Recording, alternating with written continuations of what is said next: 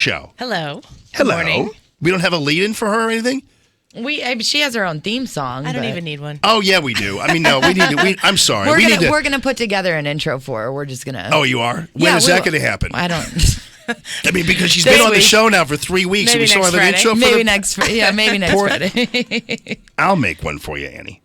I might like that one best. Saturdays from 5 to 7. And thanks for coming in. Absolutely. Always a pleasure. Yeah. So speaking of all that, this Ivanka Trump freak out. And again, they're acting as if now Kellyann Conway is the target of Chaffetz and all these other Republicans who are now looking into ethics violations. This is the biggest non-story I can think of. What do you think of it? I think it's a distraction. I think it's a welcome distraction from all of the other vitriol that's going on in D.C. right now. And at least from the left standpoint, I am amazed. The people who gather in the hundreds of thousands or millions of women to march for women, the people who they are attacking in the Donald Trump administration. Did you hear the story about the gym?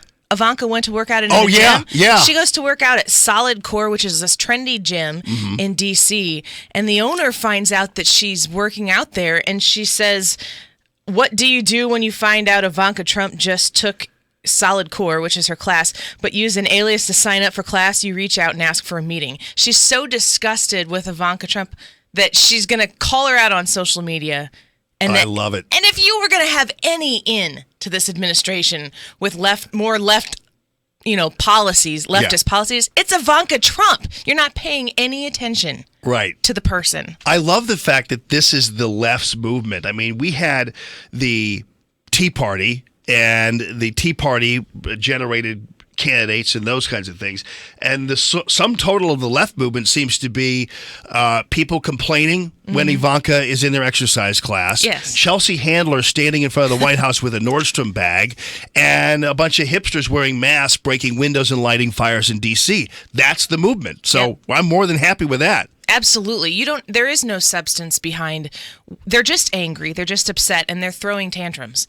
It's every time something else, they get their claws into something else, like the JetBlue flight where Ivanka's flying coach. Right. I mean, she's Ivanka Trump, and she's flying coach. If she were flying first class and she was walking past you to go to first class or whatever it might be, or you had to walk past her, they'd be laying into her for being on that flight and sitting in first class and blah, blah, blah. But she cannot win for trying. Yeah, and in fact, even when people were commenting on what happened on that JetBlue flight, they were basically apparently mad that she chose coach.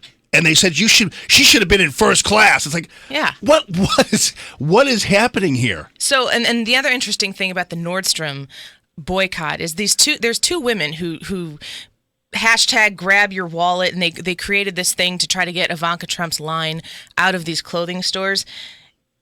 One of the things they said is they could not fathom how Ivanka could support her father. So all of Ivanka's policies are much more left than even Donald Trump's policies, and Donald Trump isn't exactly the bastion of conservatism. He's much more related to the people, and he's not, fully invested in the swamp that he's trying to drain. But here you have a woman who's standing by her father, and that is disgusting to these leftists. They would rather you align with them over your own blood. Yeah, no doubt. It's absolutely crazy. It is crazy, and it's weird that they've actually taken to targeting just Ivanka over this thing, and they're women. I mean, I'm not saying you have to support a woman just because she's a woman. I'm not going there. But what I am saying is it's interesting how they're zeroing in on her when at the same time they're trying to talk about female empowerment and even marching to that degree. Only if it's their brand. No doubt about it. Yep. All right, so if you could stick around for a little bit, because I need to talk to you. One of the things I love about you is that you're a sports fan. Yes. Are you more of a football fan than a baseball fan? Because I would say I'm definitely more of a baseball fan. Okay, I was good. a huge football fan, but I'm kind of very angry at the NFL right now. Because you were really good in fantasy football for a time there. Not this year. I boycotted this year. Oh yeah, I know. But you were last year you did pretty well. Yeah. But there are new things in the offing for baseball that it's driving me crazy. I've heard of some of them. Have you? Just a couple of them. And so we'll talk about that. And plus, I want to I don't think I've actually had a conversation with you about some of these school things, which is kind of Yeah. because you're a mom. So Yep. we'll talk about the follow-up to 3 events that occurred this week, or that we talked about this week. A 3-year-old supposed bully, the Valentine's My 3-year-old kid. bullies me every day. Every day. I have some insight on that, believe it or not. Some psychological insight on the 3-year-old. I connect with them. And then also the follow-up to the Make America Great Again hat controversy that occurred out there in Parkway. We'll follow all of that up. And your phone calls are welcome, 969-9797. This